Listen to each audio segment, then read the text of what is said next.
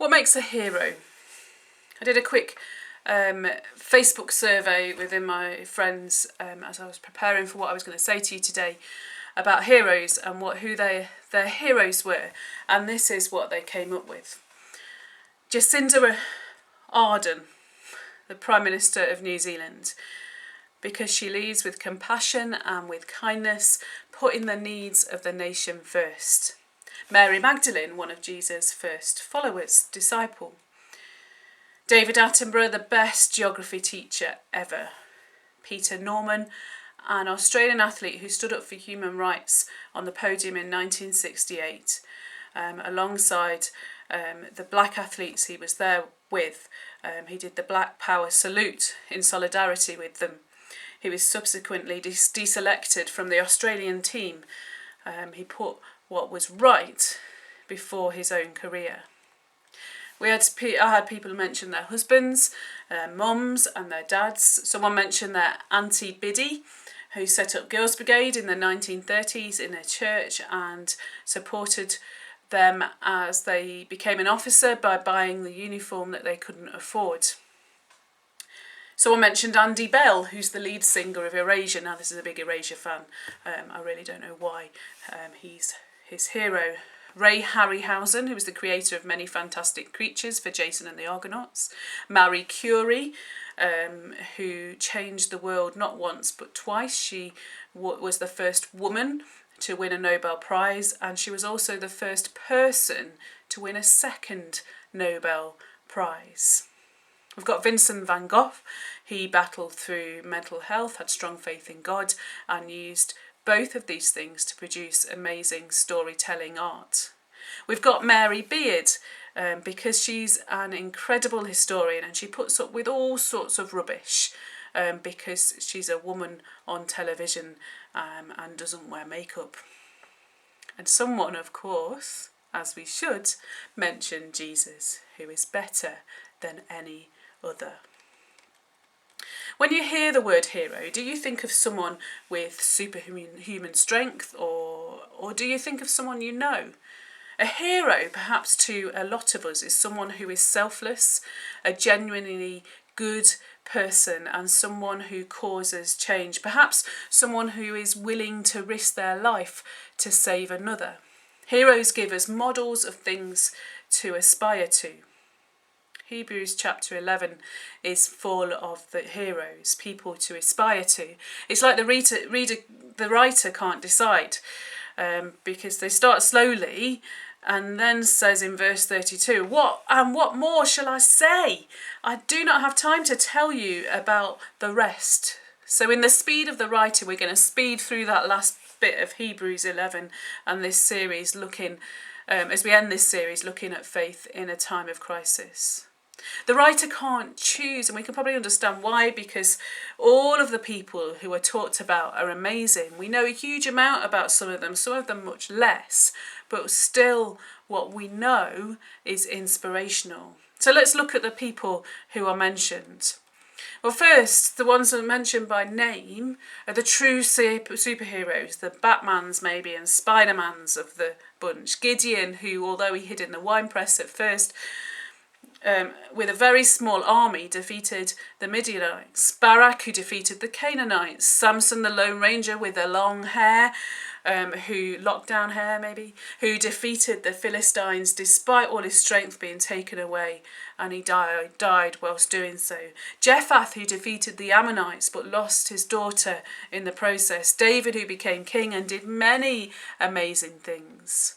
And Samuel, who helped the nation of Israel move from judges to kings and listened to and followed God, even if he wasn't happy about what he was being asked to do. These leaders, along with many others who are unnamed in this passage, conquered kingdoms, administered justice, and gained what was promised. They shut the mouths of lions. Well, the writer must be referring to Daniel there. Quenched the fury of the flames, escaped the sword, and found strength in weakness. They made massive steps for the nation and helped them lead them from oppression and from harm. Their faith is one that refused to accept the situation they were in and moved to change it. not only with military victory, but with moral and spiritual victory too. Their weakness was exchanged for strength because of their faith in God. And the writer uses the physical victories to explain this. Victory against the odds. The people mentioned faced situations they had no chance of winning, with less resources than they should have had to claim victory. Yet in God's strength, they defeated the enemy. We have to remember right now that God still has the strength that he had back then. When we face what we think are unscalable walls ahead, when we face moral and spiritual battles that are difficult to overcome, with God, we can face them with the knowledge that they will be overcome. We need not give up or give in to the inevitable that the world gives into, or the world says we should give into. When we see injustice, we must continue to stand up and fight against it. Where we see people being oppressed, we must continue to lift them up. Where we see people who are hungry, we must continue to feed them. Where we see people being broken, we must continue to try and bring them out. Where we see people struggling with their mental health, we must continue to walk with them as they try and find a way forward. When we ourselves are struggling, we need to know that we don't need to stay in the place that we are, that there is a way out, and that our God will lead us every step of the way. It might seem like a battle that is never going to be won, but remember the story of the boy walking on the beach with the starfish. Many of us know this story. It's one that's shared in church quite a lot. The starfish were stranded on the beach, and if left on the sand, they would shrivel up and die in the sun. The boy knew this, and not overwhelmed by the task, began to pick up the starfish one by one and throw them back into the sea. A man asks him why he's doing this, because there are hundreds and hundreds of starfish and he will never be able to rescue them all. But the boy says to him as he continues to pick up the starfish one by one, "Look, I made a difference to that one." Faith refuses to accept this situation as inevitable and moves to change it, even if it takes a very long time. So after the writer has named all of those heroes, he mentions the heroes who suffered. He doesn't mention them by name, but he mentions what happened to them. They were tortured, they were tormented, they were imprisoned, they were persecuted, they ended up living in hiding.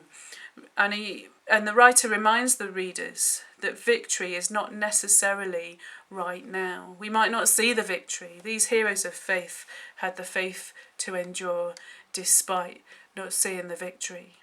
We know that in this world that we cannot change everything, that the battles we fight don't always have a positive ending. It's the nature of our broken world. The whole of creation fell when human beings brought sin into the world. And it continues to groan. It's so evident right now, isn't it, as we seek to tackle this virus and to live through this pandemic. As issues of injustice rise up. The Black Lives Matter movement, where we continue to stand up together to challenge ingrained racial injustice in our society and in the world. And campaigns like this week, the campaign to ensure that children are going to be able to eat during the school holidays after the government threatened to take the school vouchers away. There are so many who are struggling, not only because of the pandemic, but because of the effects of injustice, of austerity and poverty in a society where the divides are only getting bigger. We can't pick up every starfish from the beach and throw them back in. So how can we be motivated to keep on going when it feels like we're getting nowhere with all this, as we face injustice and as we fight for justice? Well, the writer to the Hebrews lifts up those who face this. The prophets and the leaders who didn't conquer in their lifetime, reminds us that the world was not worthy of them. Prophetic voices are not always listened to, but are remembered many years after as things begin to change. Their contribution is important. Whatever we're saying right now, if it's a gospel truth, if it's about justice, what we're saying is important, so we shouldn't stop. These heroes of faith, they were unnamed, but they're lifted up in this passage. And they refused the easy way out so that they might gain in this life, but looked ahead beyond what was in front, knowing that God promised them so much better in the future. They had faith to endure. They sacrificed so much so that others could live. They suffered and they persevered when they were alive, but looked ahead with hope, knowing that resurrection was not only possible, but that it had already happened. We may live in a country where we're free to worship, where we are not persecuted for our faith, but we also live in a country where there is still injustice. And in the events of the last few weeks that have brought rise to the protests, we have seen that. And the right thing is to continue to speak out for what is right, to continue to speak out for those who have no voices, to continue to speak out gospel truths about justice and righteousness and the value of each human life, whatever their circumstances and background.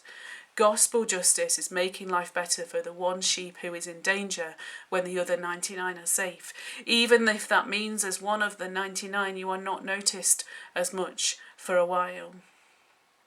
Like those heroes the writer lifts up, live a life that the world is not worthy of. Go above and beyond the expectations of the world, motivated by the faith you have in God and the examples we see in our history. Aware like them that we may not see the change we want to see in the world in our lifetime, but that our actions will have mattered in the fight for that.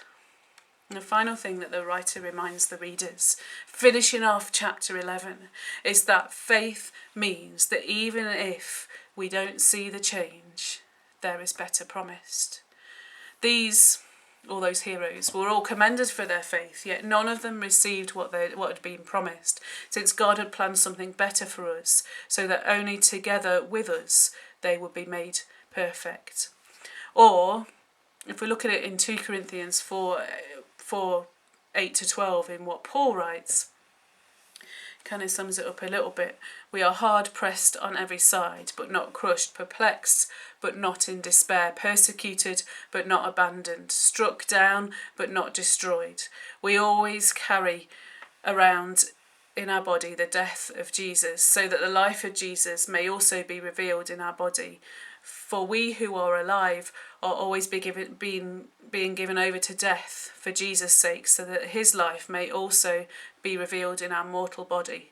So then, death is at work in us, but life is at work in you. In all of the Hebrew heroes' battles for the promised land, they still can't see that promise fulfilled because something better was to come. They had little victories on that journey, some bigger than others, and they saved many starfish from death, but there was always something better to come. And that something better, it's Jesus. And as we sacrifice ourselves to work for his justice and his righteousness, we see and bring something of the resurrection life he promises. We cannot see the realization of God's promises without him. We cannot see this world get better without him. We can try, but without Jesus, we can never get there. Choose to have Jesus as your leader. Choose to have Jesus as the one who inspires. Choose to follow in the footsteps of Jesus. Having faith that things will turn out for the best is not then empty faith, or faith that will never be fulfilled, because we know that the best is Jesus. Those of you who have been coming to the Bible study will know the whole theme of the book of Hebrews is Jesus is better than. To know Jesus is to know there is always better ahead. These people of faith that the writer mentions, in many circumstances, their faith-inspired heroism led to victory. In other circumstances, their faith-inspired heroism endured pain and loss. In all circumstances, their faith looked to a hero who is far more than a worldly interpretation of what a hero is, and in him they would be able to find the fulfillment of faith they were waiting for. This chapter of Hebrews inspires us so much because it gives us stories to learn from. It gives us hope to rely on. It gives us an example to live by. It gives us confidence to step forwards. But it inspires us completely because it reminds us that the one we have faith in is far better and far more than anything we can ask or imagine. And in him, this world has and will be transformed. Peace is on its way. Justice is on its way. Hope is here, and we can find it in Jesus.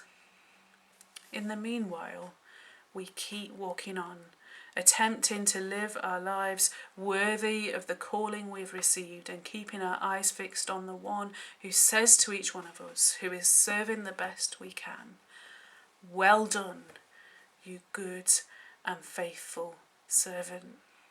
And so we give all glory to him. And we do this, and I'm going to do this by reading those words from the end of Ephesians 3.